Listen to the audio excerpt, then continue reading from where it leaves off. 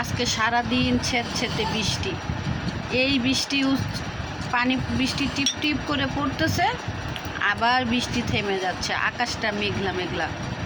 কিছুক্ষণ আগে এই যে এখন বাজে 3:30, এসে ডাকতেছে ভাবি ভাবি, বরিশাল থেকে ভাবি জন্য পিয়ারা তাল নিয়ে আসছে।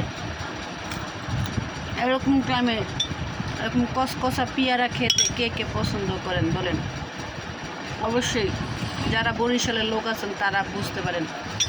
দেখেন পিয়ারার কালারটা কত সুন্দর, সিল্কার সহই কিন্তু মজা। সিল্কাটা কিন্তু ফেলি নাই, যেহেতু এটা বরিশালের পেয়ারা।